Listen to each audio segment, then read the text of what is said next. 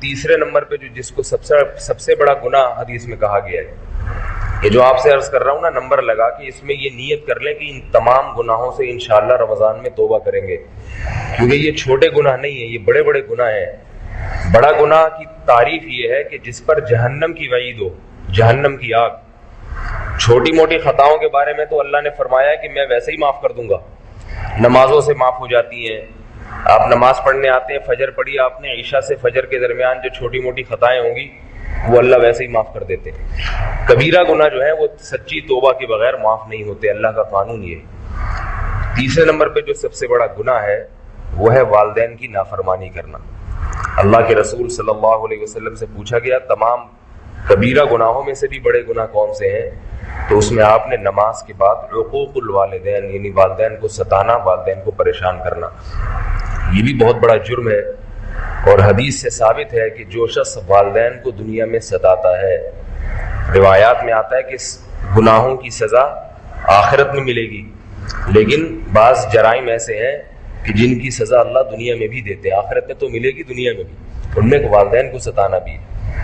ایک حدیث میں آتا ہے کہ ایک صحابی کی موت کا وقت تھا تو ان کی جان نہیں نکل رہی تھی، تو جب موت کے وقت روح نہیں نکلتی تو بہت سخت تکلیف ہوتی ہے، تڑپتا ہے، جو مریض جو ہے نا وہ بہت زیادہ تڑپتا ہے۔ تو ان کے لواحقین بہت پریشان تھے کہ ان کی روح کیوں نہیں نکلتی ہے، بہت زیادہ پریشان ہوئے۔ تو کسی کو یہ خیال ہوا کہ ایسا نہ ہو کہ ان سے کوئی گناہ ہوا ہو جس کی پاداش میں اللہ تعالیٰ ان کو یہ سزا دے رہے ہوں۔ تو رسول اللہ صلی اللہ علیہ وسلم کے پاس آئے صحابہ کرام، بتایا کہ بھئی ان کی روح نہیں نکل رہی ہے، بہت سخت تکلیف میں ہے۔ تو اللہ کے نبی نے فرمایا کہ ان کی ماں کو بلاؤ، والدہ کو بلاؤ۔ جب ماں کو بلایا گیا تو فرمایا کہ ان کا سلوک تمہارے ساتھ کیسا تھا؟ تو ان کی ماں نے برائیاں بیان کرنا شروع کی۔ فرمایا کہ جب سے ان کی شادی ہوئی تھی یہ اپنی بیوی کو مجھ پہ ترجیح دیتے تھے۔ شادی سے پہلے تو والدین کا خیال کرتا ہے انسان، جب بیوی آ جاتی ہے تو بس سب کچھ بیوی ہے، پھر والدین کو پس پش ڈال دیتے ہیں لوگ۔ تو ماں نے کہا کہ یہ بیوی کو مجھ پہ ترجیح دیتے تھے، بیوی کو کی طرف توجہ تھی، مجھے نظر انداز کر دیا تھا۔ تو اللہ کے نبی نے فرمایا کہ تمہاری وجہ سے وہ تکلیف میں ہے، تم اس کو معاف کر دو۔ تو انہوں نے کہا کہ میں کیسے معاف کر سکتی ہوں، جس نے مجھے ساری زندگی ستایا ہو میں اس کو معاف نہیں کروں گی۔ تو اللہ کے نبی نے پھر مثال دی، فرمایا کہ تم یہ چاہتی ہو کہ اس کو آگ میں ڈال دیا جائے، تمہارے بیٹے کو، اور غالباً روایات میں یہ بھی ہے کہ آپ نے کہا لکڑیاں جمع کرو اور ان کے بچے کو آگ میں پھینک دو۔ تو کہنے لگی کہ یہ ماں کیسے برداشت کرے گی کہ اس کے بیٹے کو آگ میں ڈال دیا جائے؟ تو آپ نے فرمایا کہ تم تو یہ برداشت کر رہی ہو کہ اس کو آگ میں ڈال، ان کی موت واقع ہو گئی ہے تو آگ میں چلے جائیں گے۔ تو پھر ان کی والدہ نے کہا کہ میں نے اللہ کے لیے معاف کر دیا۔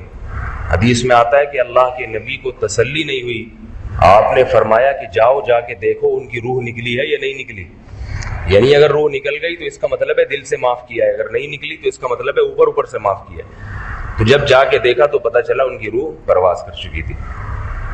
تو اس سے پتہ چلتا ہے کہ اللہ نے والدین کا کتنا بڑا حق بیان کیا ہے۔ قرآن مجید میں اللہ نے شرک کے ساتھ یعنی شرک کو جہاں حرام قرار دیا وہیں والدین کی نافرمانی کو بھی حرام، تو اپنے حق کے ساتھ والدین کو بیان کیا اللہ نے۔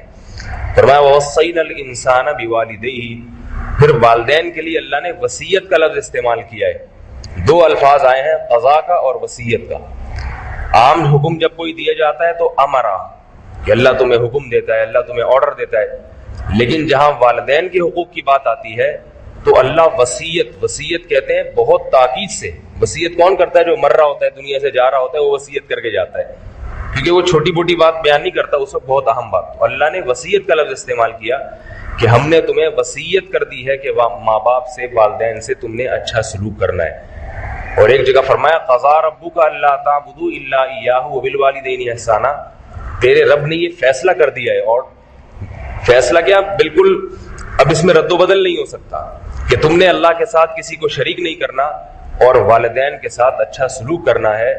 کتنا اچھا سلوک کرنا ہے اس کی بھی وضاحت کر دی کہ اما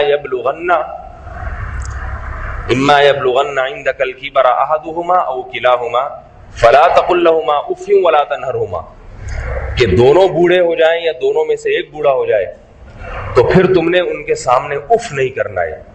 بڑھاپے کا ذکر اس لیے کیا کہ بڑھاپے میں انسان کی طبیعت میں چڑچڑاپن پیدا ہو جاتا ہے، بوڑھے ماں باپ کو بات بات پہ غصہ آتا ہے، بلا وجہ غصہ آتا ہے، چھوٹی چھوٹی بات پہ ناراض ہو جاتے ہیں۔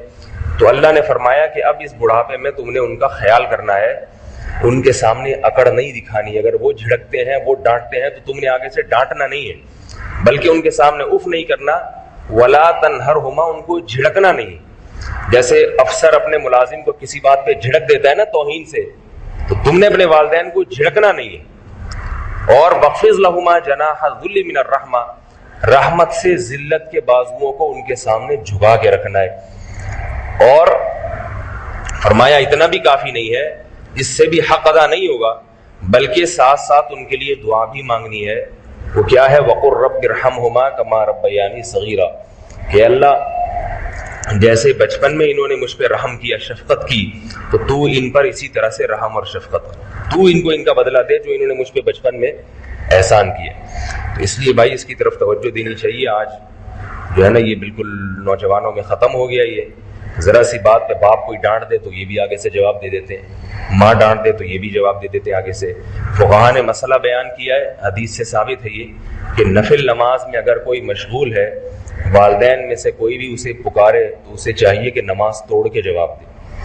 نماز توڑ دینے کا حکم ہے وہاں پر۔ تو آپ بتائیے کہ آپ اگر نماز میں نہیں ہیں اور پھر والدین بلا رہے ہوں اور اس وقت آپ جواب نہ دیں تو کتنا بڑا جرم ہوگا۔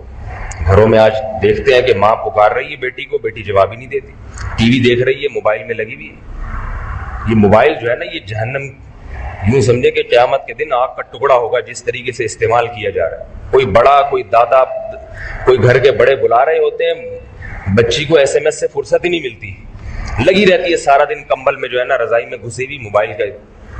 تو ماں بلا رہی ہے کچن میں کہیں بھی کسی کام سے، جواب ہی نہیں دیتے آگے سے۔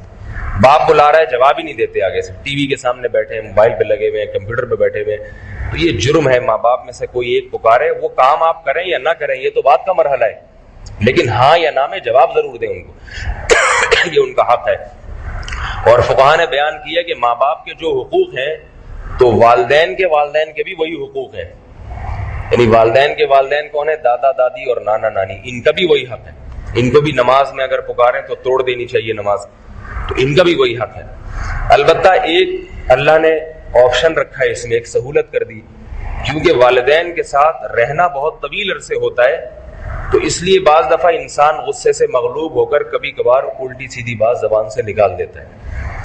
جس کے ساتھ زیادہ رہنا ہوتا ہے نا اس کے حقوق ادا کرنا تھوڑا مشکل ہوتے ہیں۔ تو اس لیے اللہ نے فرمایا کہ ان تکونوا صالحین فإنہ کان للأوابین غفورا، اگر تم نیک بننے کی کوشش کرو گے تو پھر اگر تم سے کبھی کوتاہی ہو جائے، والدین کے ساتھ کبھی اونچی آواز میں بات ہو جائے یا کوئی جو ہے ان کے حق تلفی ہو جائے، تو توبہ کا دروازہ کھلا ہوا ہے۔ اللہ تعالیٰ توبہ کرنے والوں کے لیے غفور الرحیم ہے۔ پھر مایوس نہیں ہو جاؤ کہ یہ تو بڑا حق تھا، مجھ سے ضائع ہو گیا، اب پتہ نہیں میرا کیا بنے گا۔ تو اللہ فرماتے ہیں توبہ کا دروازہ کھلا ہوا ہے، اللہ سے توبہ کرو، آئندہ کے لیے اصلاح کی کوشش کرو، پھر اگر کبھی غلطی ہو جائے تو پھر توبہ کر لو۔ تو مایوسی سے بچایا گیا ہے، اس لیے اس کا خیال کرنا چاہیے، خاص طور پر آج کی جو بڑا پہلے لوگ تو بڑا احترام کرتے تھے، آج کل لوگ احترام نہیں کرتے۔ تو جیسے ان سے بدتمیزی کرنا بہت بڑا جرم ہے، ان کی خدمت کرنا بھی بہت بڑا ثواب ہے۔ حدیث میں آتا ہے کہ جس شخص کو بوڑھے والدین ملے اور اس نے ان کی خدمت کر کے جنت نہ کمائی تو اس پر اللہ کی لعنت ہے، یعنی اس کو اتنا بہترین موقع ملا خدمت جنت کمانے کا اور اس نے وہ موقع ضائع کر دیا۔ تو گھر میں کوئی بوڑھے والد ہوتے ہیں، والدہ ہوتی ہیں، بیمار فالج زدہ ہو جاتے ہیں، تو پھر اولاد جو ہے نا ان کی خدمت کرتے کرتے تھک جاتی ہے۔ فالج زدہ باپ ہے، اس کی خدمت کرنا، اس کے قضاء حاجت ہے، اس کے پیشاب پخانے کو صاف کرنا، ایک دن دو دن اس کے بعد باتیں بنانا شروع کر دیتے ہیں کہ یہ کیا مصیبت ہو گئی، نہ مرتے ہیں نہ جیتے ہیں، ایک ٹینشن میں ڈال دیا۔ یہ باتیں نہیں کرنی چاہیے، بلکہ یوں سوچنا چاہیے کہ اللہ تعالیٰ نے مجھے جنت کمانے کا ایک ذریعہ دے دیا، تو کسی کی خدمت کرنے میں اتنا ثواب نہیں ہے جتنی والدین کی خدمت میں۔ جلدی سے ایک واقعہ بتا کے اپنی بات کو ختم کرتا ہوں کہ والدین کی خدمت میں کتنی اللہ نے کتنا ثواب لکھا ہے۔ حدیث میں آتا ہے، صحیح بخاری صحیح مسلم کی حدیث ہے کہ پچھلی امتوں میں 3 آدمی کہیں سفر پہ جا رہے تھے، غار میں گئے، کوئی پتھر لڑکا اور غار کا دروازہ بند ہو گیا، اب پھنس گئے اندر۔ چیختے ہیں تو آواز باہر نہیں جاتی، ہوا کی کوئی جگہ نہیں ہے، تو ظاہر ہے موت یقینی ہے۔ تو تینوں پریشان ہوئے، تینوں نے کہا کہ بھائی تینوں نے کوئی نیک عمل کیا ہو تو وہ عمل کا واسطہ اللہ کو دے کے اللہ سے دعا مانگو۔ تو مختصراً بتا رہا ہوں یہ۔ تو ان میں سے ایک نے دعا مانگی کہ اے اللہ میرے والدین تھے، میں بکریاں چراتا تھا، تو جب میں شام کو گھر آتا تو بکریاں کا دودھ سب سے پہلے اپنے والدین کو پلاتا، اس کے بعد اپنے بچوں کو۔ ایک دن کیا ہوا، مجھے دیر ہو گئی، میں نے دیکھا کہ والدین میرے سو چکے ہیں۔ اب مجھے غیرت آئی کہ میں اپنی اولاد کو مقدم کروں، ماں باپ کو بعد میں پلاؤں، یہ نہیں ہو سکتا، پہلے والدین پئیں گے پھر بچے پئیں گے۔ لیکن یہ بھی ڈر کہ اگر ان کو اٹھا دوں گا تو ان کی نیند خراب ہو جائے گی۔ تو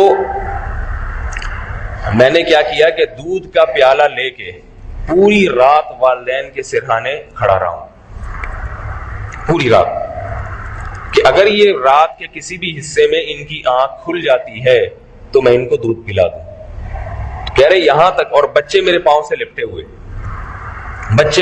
لپٹے ہوئے کہ ہمیں دو، لیکن میں نے ان کو نہیں، اپنے والدین کا انتظار کیا، یہاں تک کہ جب صبح صادق ہوئی ہے، صبح کو وہ اٹھے ہیں تو میں نے ان کو پلایا۔ تو اے اللہ اگر میں نے یہ عمل تیری خاطر کیا تھا، تجھے راضی کرنے کے لیے، فاکشف عنا ما نحن فیہ، تو آج جس مصیبت میں مبتلا ہوں، ہم مبتلا ہیں، اللہ تو ہمیں اس مصیبت سے نجات دے دے۔ حدیث میں آتا ہے وہ پہاڑ کا جو غار کا منہ بند ہو گیا تھا، اللہ تعالیٰ نے اپنی قدرت سے اس کو ہٹا دیا وہاں سے۔ تو یہ فضیلت ہے، ان کی خدمت میں ثواب بھی اللہ نے رکھا ہے، دنیا میں یہ نیکی کام آ جاتی ہے بعض۔ اللہ تعالیٰ سمجھنے کی، عمل کرنے کی توفیق عطا فرمائے۔ وما علینا الا البلاغ۔